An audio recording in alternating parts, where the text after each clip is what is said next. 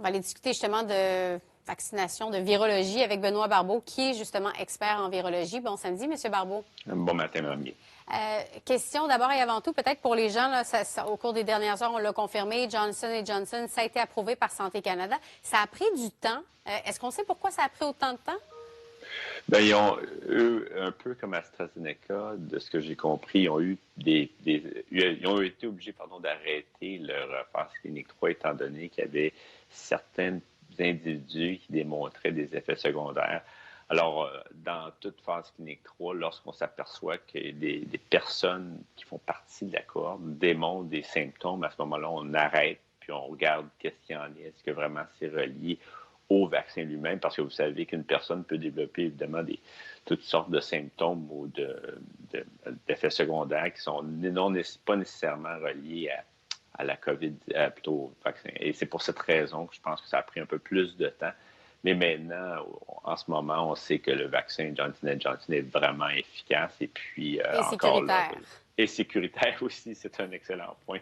Maintenant, on va commencer sa distribution plus active et on verra au cours des semaines et des mois.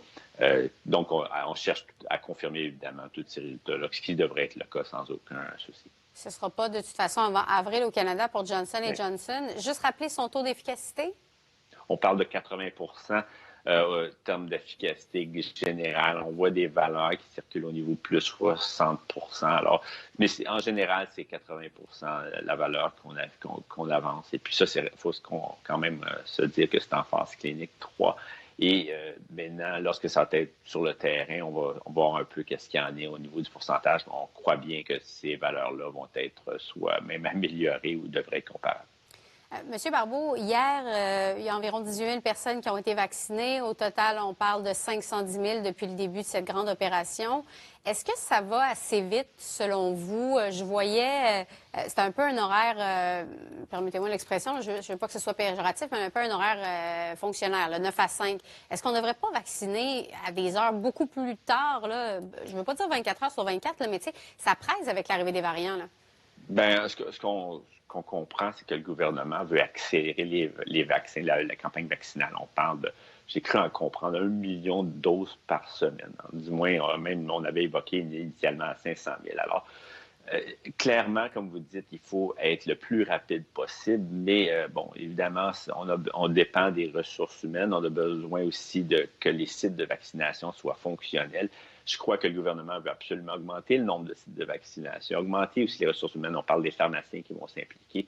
Et comme vous dites, je crois que là, en ce moment, on est un peu en train de, je pourrais dire, vérifier que le système roule, donc que la campagne roule relativement bien.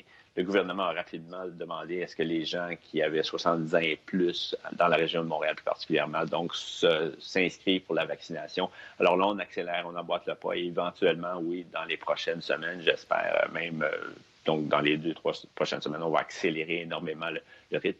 Plus qu'on va rapidement plus qu'on accélère ce processus, plus qu'on va en effet rapidement pouvoir assurer une protection aux individus, à l'ensemble de la population québécoise, et plus qu'on sera mieux protégé face à ces variants, et qui, on comprend, pour certains, démontrent déjà une certaine résistance, une résistance partielle face à ce vaccin, mais aux vaccins qui sont actuellement utilisés, mais n'empêche que face à ceux qu'on a en ce moment, ces vaccins-là devraient être tout de même efficaces.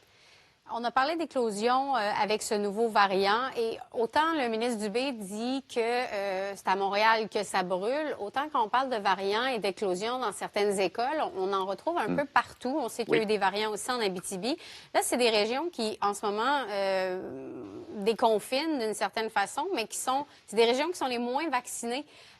Est-ce qu'il y a quelque chose d'un peu ironique à Montréal? Les personnes âgées de 70 ans et plus sont de plus en plus vaccinées, mais on ne déconfine pas. Mais dans les régions, alors que le variant se pointe, les gens vont pouvoir circuler.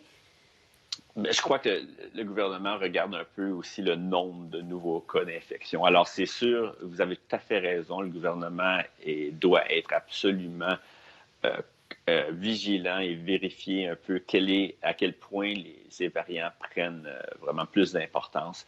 En Abitibi-Témiscamingue, on a quand même des bons cas d'infection, des variants quand même qui circulent.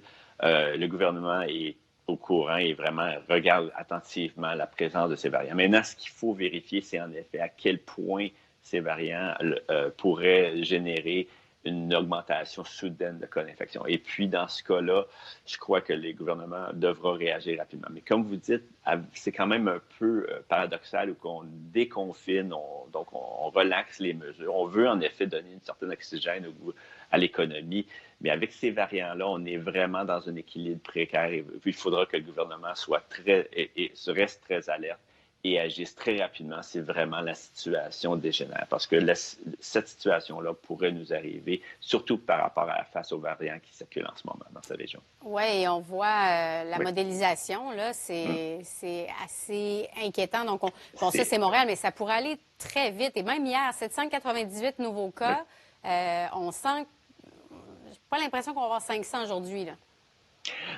C'est à déterminer, mais encore là, rappelez-vous, il y a un autre point qui est très important lorsqu'on regarde les données, c'est que ça dépend également du nombre d'échantillons qui sont prélevés, qui sont analysés. Alors, il y a une fluctuation au niveau du nombre d'échantillons qui sont prélevés, et puis ces valeurs-là peuvent être plus à la baisse, mais ne pas représenter vraiment le nombre de tests qui ont été analysés. Alors ça, ce point-là est important à indiquer.